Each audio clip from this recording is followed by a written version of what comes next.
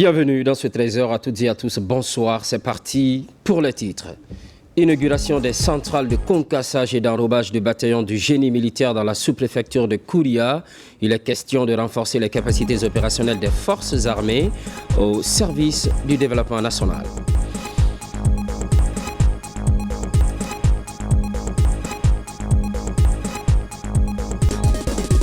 Vers l'établissement du fichier électoral, cela passe par la formation des membres de la commission administrative de recensement, une étape cruciale dans les préparatifs des futures consultations électorales. Nourrir le pays avec ses propres ressources, c'est l'ambition affichée pour la campagne agricole 2025-2026, une des réponses au premier pilier du programme Simandou 2040 à Cancan. Le ministre de l'Urbanisme expose la vision du gouvernement dans l'actualité. Cette première édition sur le forum des secrétaires généraux, c'est le thème de la toute première édition, je vous le disais tout de suite. Le Premier ministre chef du gouvernement accompagné du président du CNT a présidé la cérémonie. Adi Kamara. C'est un forum international. Il a regroupé 13 pays d'Afrique et d'Europe, tous venus débattre des questions relatives au bon fonctionnement des secrétariats généraux du gouvernement. Ce premier forum a été un espace de réflexion et d'échange de vues afin d'apporter une nouvelle dynamique dans la gestion des secrétariats généraux du gouvernement à travers la gestion des archives, la réglementation et la logistique. Notre pays est fier d'avoir accueilli ce premier forum des secrétariats généraux du gouvernement sous l'impulsion de son Excellence, le Président de la République, chef de l'État, le général Mamadi Doumbouya, qui nous permet tous les jours d'œuvrer dans le cadre du repositionnement de notre pays, du renforcement des capacités de notre administration, en ouvrant nos capacités à d'autres pays, comme ceux qui ont bien voulu répondre à notre invitation. Il nous a permis pendant 3 jours, Monsieur le Premier ministre, Monsieur le Président du Conseil national de la transition, de discuter sur l'orientation et l'ancrage institutionnel et le positionnement des secrétariats généraux du gouvernement. Ça nous a permis de poser des questions, d'inviter à la réflexion sur la pérennité, sur le rôle, les attributions et l'ancrage qui nous permet d'exercer pleinement certaines attributions et d'autres par délégation à travers une organisation parfois différente, même quand c'est le même système. Il faut renforcer les mécanismes de gouvernance et assurer une continuité de l'action de l'État en vue de favoriser une nouvelle technique de travail basée sur l'efficacité des pouvoirs, garantissant ainsi la stabilité et le développement durable. Prenons la résolution de confier la présidence du réseau des SGG pour 2 ans à la Guinée, la première vice-présidence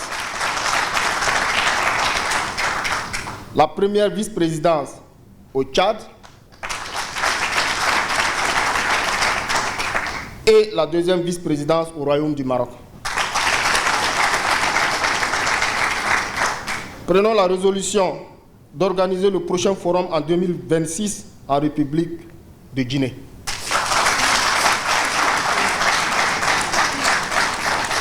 Notre paradis. Le Premier ministre chef du gouvernement insiste sur la vulgarisation des recommandations issues des travaux pour améliorer les cadres institutionnels et législatifs. La meilleure façon d'aider, d'accompagner, c'est de faire en sorte que les nations, que les gouvernements, que nos administrations apprennent mutuellement des expériences des uns ou des autres pour une meilleure performance de l'action gouvernementale. Des pays réussissent, d'autres ont du mal à avancer, tout simplement, non pas parce que la volonté n'est pas partagée de part et d'autre, mais c'est l'approche en termes d'organisation, en termes de méthode, en termes d'implication de l'ensemble des équipes et en termes de conservation de la mémoire pour faire en sorte que nos échecs d'aujourd'hui préparent les succès de demain. Mais si à chaque fois c'est l'éternel recommencement, il va de soi qu'on aura de la peine à avancer. D'où la nécessité, à travers ce rapprochement, ce partenariat entre secrétaires généraux qui assure la continuité de l'État indépendamment des remous ou des alternances politiques qui deviennent de plus en plus récurrentes. Il y a des pôles de stabilité qui doivent rester pour conserver la mémoire, pour conserver l'action et pour que les générations et les générations qui se succèdent ne perdent pas de vue que c'est une longue continuité parce que nous sommes tous un maillon d'une longue chaîne qui ne devrait pas s'arrêter. C'est un espace de référence dynamique pour les réformes administratives qui s'inscrit dans la logique de la qualité des services publics. Agenda chargé pour le Premier ministre, chef de gouvernement. Il a procédé à l'inauguration officielle des centrales de concassage et d'enrobage de bataillons du génie militaire dans la sous-préfecture de Kouria. Ces installations viennent renforcer les capacités opérationnelles des forces armées au service du développement national. Hadi Kamara. Pour donner corps à la vision du chef de l'État en matière de construction des infrastructures, le Premier ministre Amadou Ouriba et les membres du gouvernement multiplient les initiatives et avancent à grands pas sur la trajectoire du développement. Ici à Kouria, dans la préfecture de Koya, le chef du gouvernement, en compagnie du ministre de la Défense nationale, du ministre des Infrastructures et des Travaux publics, celui de l'enseignement préuniversitaire et de l'alphabétisation, du chef d'état général des armées et du haut commandant de la gendarmerie nationale, directeur de la justice militaire, inaugure les centrales de concassage et d'enrobage du bataillon du génie militaire. Ces installations permettent de renforcer les capacités opérationnelles du bataillon du génie militaire. Avec cette réalisation, l'armée, à travers le bataillon du génie militaire, concrétise à son échelle la volonté d'œuvrer au développement socio-économique. Considérant la construction de nos routes et autres infrastructures de première nécessité comme une priorité. Ainsi, au-delà des discours, le bataillon de génie militaire, avec ses moyens modernes mis à sa disposition, donnera un nouveau concept dans le processus de développement socio-économique de notre pays. Les forces armées guinéennes sont toujours dévouées et impliquées dans le processus de transformation de notre économie à travers plusieurs réalisations d'infrastructures routières, sanitaires et scolaires. À travers le génie militaire, l'armée guinéenne va davantage s'impliquer sous le contrôle du ministère des Travaux publics dans le processus de développement socio-économique de notre pays, dans la dynamique de concrétisation du concept armée-nation. C'est le lieu d'exprimer notre reconnaissance à l'endroit de son Excellence, Monsieur le Président de la République, de Monsieur le Premier ministre et de son gouvernement pour les initiatives et les efforts consentis dans le cadre de la professionnalisation de l'armée guinéenne. Dans le contexte sécuritaire et économique actuel, une armée, pour être efficace, doit concilier la mission régalienne de défense de l'intégrité du territoire et la mission de développement économique de la nation. La paix est un élément extrêmement important. Et Monsieur le ministre des Infrastructures, il ne faudrait pas mettre des fois l'intérêt économique comme le paramètre essentiel. Nous avons un impératif, et ça fait partie des préoccupations du président de la République, Jean-Mamadi Doumbouya, d'assurer la paix, la sécurité et la concorde nationale. Et pour cela, il faut que tous les citoyens de la République se sentent intégrés à une nation par une présence positive, vertueuse de l'État à travers des ponts, à travers des routes, à travers des infrastructures, si nous parvenons à le faire le plus rapidement possible grâce au service de l'armée. La meilleure arme, c'est l'acceptation, c'est l'appropriation, c'est le fait que chaque citoyen guinéen, qu'il porte l'uniforme ou qu'il ne le porte pas, se sent le premier défenseurs de l'intégrité du territoire national. L'engagement du chef de l'État est connu. Il tourne autour des valeurs essentielles pour maintenir notre cohésion sociale et préserver la paix dans le pays. À l'international, la Turquie accueille le Forum de la diplomatie, un sommet de 3 jours lancé par le président Recep Tayyip Erdogan. L'objectif étant de revoir les relations inter-États dans un contexte mondial de plus en plus tendu. La Guinée est représentée à cette rencontre par le ministre des Affaires étrangères. Makemed Ozo nous fait le point. Il s'agit de redonner à la diplomatie mondiale ses lettres de noblesse. Le thème de cette 4e édition l'indique très clairement. Réclamer la diplomatie dans un monde fragmenté.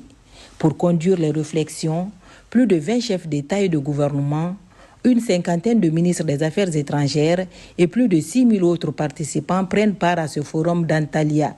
Des regards croisés et partage d'expériences sont attendus pour mener à bien les réflexions. Nous devons mettre l'accent sur la planification de l'humanité pour réussir. La paix exige plus de travail que les conflits. Nous travaillons sur une paix durable dans les pays qui nous entourent à travers des médiations. Nous voulons créer des ponts de dialogue entre les parties en conflit. La Turquie s'intéresse à la vie humaine.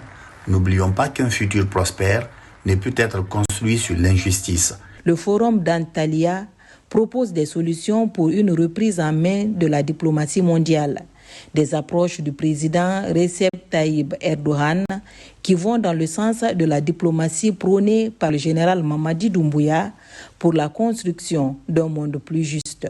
Le président Erdogan reste un des leaders les plus importants de la planète et son message, son discours très fort aujourd'hui a montré l'état de la diplomatie mondiale, des insuffisances de la diplomatie mondiale. Ce discours aussi dit qu'il y a toujours une capacité pour l'humanité à aller chercher très fort son passé historique, diplomatique, politique pour trouver la solution aux problèmes mondiaux.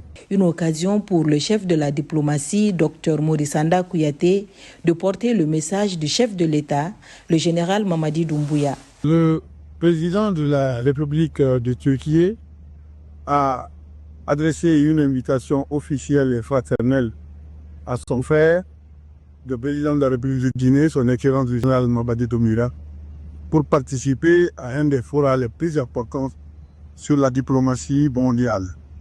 Le président Doumbouya ayant un agenda très chargé en Guinée, m'a fait l'insigne honneur de le représenter à cette rencontre. Le message du président ici, à Antalya, ne change pas. Le message qu'il a envoyé au monde à la tribune des Nations Unies reste le même. Lorsqu'il dit que la diplomatie mondiale doit se tenir prête à intervenir, mais en considérant tous les peuples avec leurs spécificités.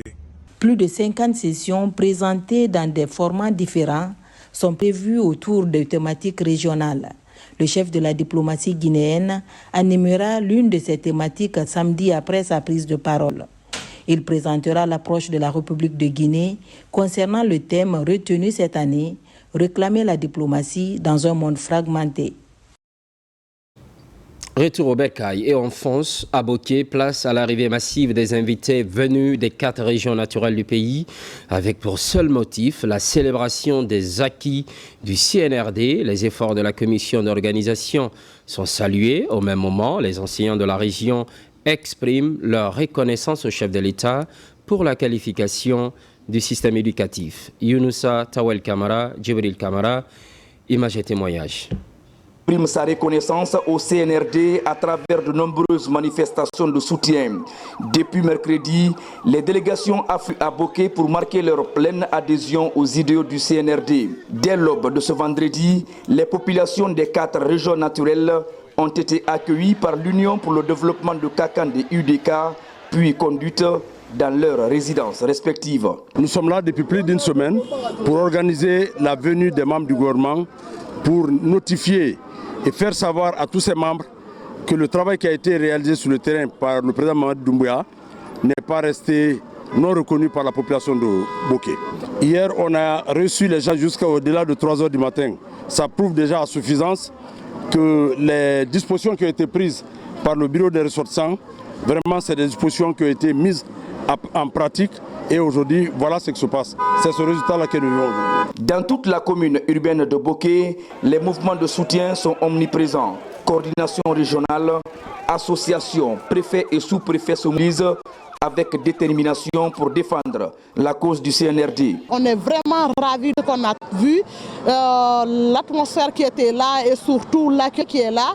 C'est vrai, celui qui travaille, il faut l'accompagner, il faut le soutenir. Et le général Mamadi Doumbouya, il faut le reconnaître vraiment qu'il a prouvé qu'il aime vraiment les Guinéens, il veut faire quelque chose pour la Guinée. Nous sommes attirés et ça nous permet de penser que demain, ça va encore être un autre jour.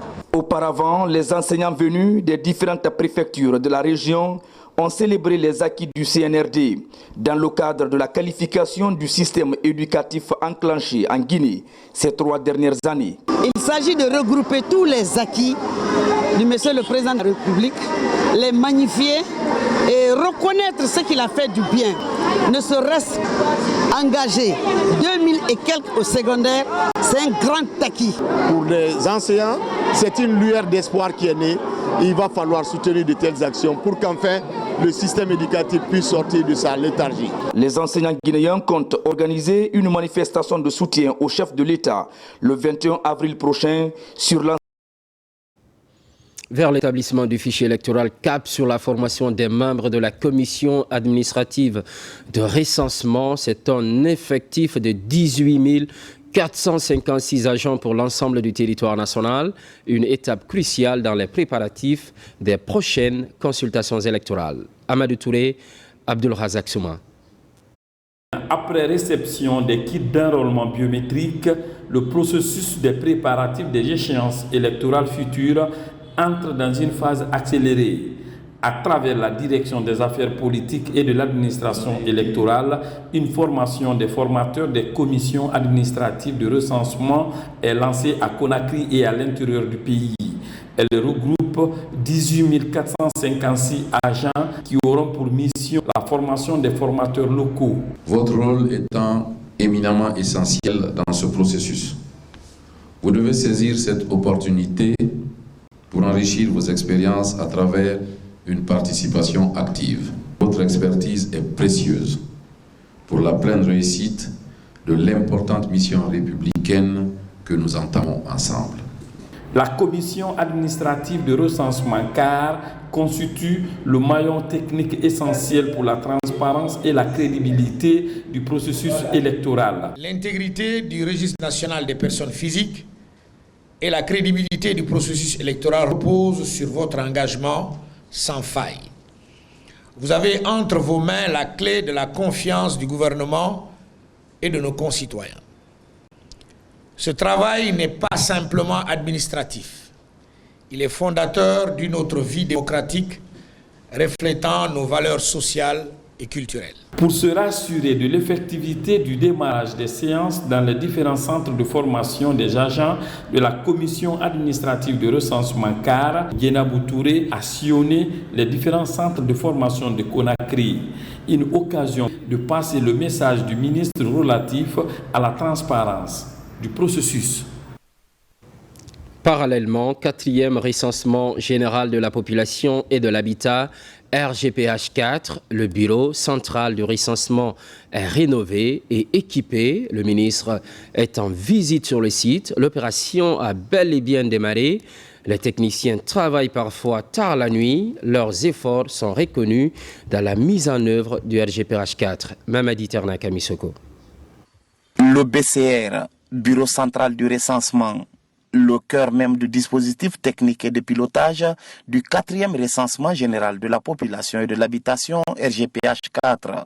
Il est chargé de la conception de la méthodologie, la coordination des opérations, de l'exploitation et de la publication des résultats du recensement. Pour encourager les techniciens de ce service stratégique de l'Institut national de la statistique, le ministre du Plan et de la coopération internationale se rend dans les locaux du BCR. On est venu s'enquérir les travailleurs qui sont dans l'ombre, qui font du travail tous les jours. Ils restent ici jusqu'à 2h, 3h du matin pour faire les collectes de données, traiter les données. Donc on est passé les voir comment on traite les ZD, les RC, les équipes. Et ici on a toute la Guinée. On a vu la cartographie de toute la Guinée qui est informatisée, qui sont dans les tablettes. En juin prochain, le dénombrement principal du RGPH 4 sera lancé pour une période d'1 mois dans le pays. À l'Institut national de la statistique, c'est la course contre la montre. Devant ces techniciens fortement mobilisés et motivés, le ministre Nabé est revenu sur la portée de cette grosse opération pour le développement durable du pays. Sans données, pas de planification, pas de développement. Et nous sommes en train d'élaborer le programme de développement socio-économique durable et responsable Simandou 2040. On a besoin de données fiables pour vraiment le développement ambitionné par notre cher président, le général Mamadi Doumbouya. L'Institut national de la statistique est conscient de l'apport du BCR dans l'amélioration du système statistique national. C'est pourquoi les locaux de ce service ont été entièrement rénovés pour permettre au personnel de travailler dans un environnement adéquat, gage de productivité. L'exposition universelle Osaka 2025 s'ouvre ce dimanche au Japon. La Guinée est représentée par une forte délégation qui compte en son sein plus de 30 exposants. À la veille de cet événement mondial, la ministre du Commerce, de l'Industrie et des PME a conféré avec les hommes de médias. Il s'agit de dévoiler les ambitions de la Guinée. Mamadou Saliouba, Lansana Marisila. Osaka, c'est cette ville touristique du Japon qui reçoit l'exposition universelle 2025. Sur ce site, avec cette architecture en bois, plus de 28 millions de visiteurs venus de 161 pays sont attendus à partir du 13 avril. À ce rendez-vous mondial, la Guinée compte faire une participation remarquable. Notre participation doit prouver et démontrer que des entreprises guinéennes et des produits guinéens peuvent être valorisés. La participation à Osaka 2025 permettra de mettre en valeur les petites et moyennes entreprises, de promouvoir les produits agroalimentaires, artisanaux, textiles ou technologiques, où 30 exposants guinéens sont déjà mobilisés avec leurs produits. Prévu du 13 avril au 13 octobre, la Guinée va saisir cette vitrine pour partager ses œuvres artisanales et vendre le savoir-faire guinéen. Cette année, à cette exposition, nous sommes la Guinée, terre de richesse et d'innovation, parce que nous continuons dans ce qui est déjà fait, ce qui est en train de se faire avec le branding Guinée. La marque pays est extrêmement importante. Donc j'inviterai vraiment tous ceux qui sont là, qu'ensemble on puisse réellement porter pendant 6 mois ce projet. Pour réussir sa participation, des hommes de culture et autres acteurs de renom sont mobilisés pour vendre la belle image de la Guinée. Le 10 juin d'ailleurs, une journée spéciale est dédiée à la Guinée à cette exposition universelle Osaka 2025. Nourrir le pays avec ses propres ressources, c'est le thème de la campagne agricole 2025-2026. C'est d'ailleurs l'une des actions concrètes du premier pilier du programme Simandou 2040, une manière d'inciter le monde rural à augmenter le rendement. À Kankan, l'événement est présidé par le ministre de l'Urbanisme. Djamokaba Toumanisida Diallo. À la société cotonnière de Kankan, des acteurs de toutes les filières agro-pastorales remobilisés cette année encore pour accueillir la campagne agricole 2025-2026. En première ligne, le ministre de l'Urbanisme, porteur du message du chef de l'État. Nous lançons cette campagne 2025-2026 avec pour thème nourrir la Guinée avec ses propres ressources, qui matérialise la volonté politique du gouvernement à travers le ministère de l'Agriculture et de l'Élevage, à sa tête, M. Félix Lama. Avec ce programme, le ministère de l'Agriculture et de l'Élevage consacre son orientation vers une agriculture durable. Des investissements sont renforcés pour créer un véritable pôle de développement d'activités économiques, un vent de renouveau pour offrir des opportunités d'emploi en milieu rural. Des réformes sont actuellement en cours et beaucoup de réformes ont déjà été faites. Je veux parler de l'adoption et de la promulgation de la loi d'orientation agricole.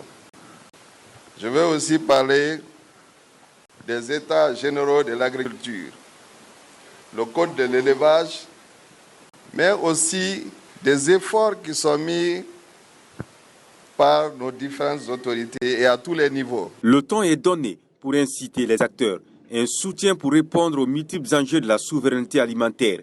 Le thème de cette année est une invite à fédérer les synergies afin que les producteurs bénéficient des avantages pour lutter contre la faim. La particularité de la campagne agricole de cette année coïncide à la mise en œuvre du programme de développement socio-économique responsable Simandou 2040.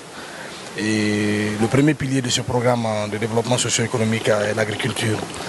C'est d'ailleurs ce qui justifie le déploiement de l'ensemble des membres du gouvernement sur l'étendue du territoire national pour se tenir auprès des producteurs et du ministère de l'Agriculture pour procéder au lancement de la campagne agricole. Mais ce n'est pas de simple lancement de campagne, mais c'est aussi une volonté manifeste du chef de l'État pour témoigner de tout son engagement politique mais personnel aux côtés des culteurs afin d'accroître la productivité agricole et arriver à zéro faim dans notre pays.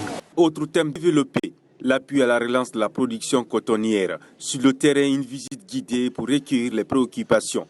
Il s'agit d'offrir à la République de Guinée la possibilité d'être au rang des pays producteurs du coton pour revaloriser l'artisanat.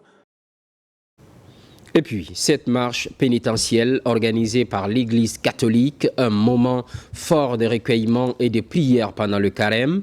Cette démarche spirituelle est surtout marquée par la confession des péchés en plein air pour être davantage proche de Dieu. Abraham Christophe Conté, Quintessence. Des pieds en attente sur le sol, des chapelets égrenés en main. D'autres portent la croix du Christ. Tous s'apprêtent pour le déroulé de l'exercice de marche pénitentielle sur près de 5 km. Une marche en prière. La tradition est vieille de plus de 32 ans. Ce dernier vendredi avant la Semaine Sainte, les fidèles chrétiens catholiques de l'archidiocèse de Conakry effectuent cette marche pénitentielle les conduisant de Kolaya au jardin de l'archevêché. Au rythme des cantiques religieux, cette procession est organisée pour imiter la souffrance du Christ pendant les 40 jours de pénitence dans le désert. En faisant le chemin de croix de Kolaya jusqu'ici, c'est pour communier à la souffrance de Jésus pour le salut du monde, précisément pour le salut de nos familles, pour le salut de nos populations, pour le salut des autorités de Guinée. De travailler pour que nos familles, nos services et tous nos lieux de travail soient des lieux de paix.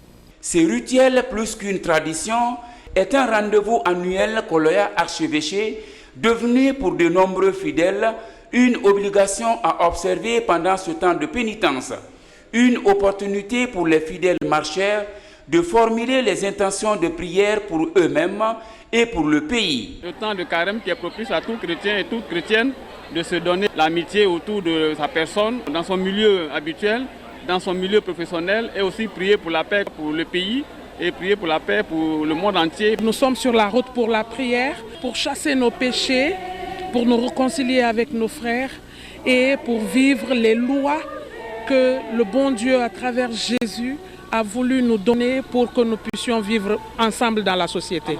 Je demande à tous les Guinéens de se prédisposer à recevoir les paroles de Dieu afin de pouvoir prendre le chemin qui plaît à Dieu.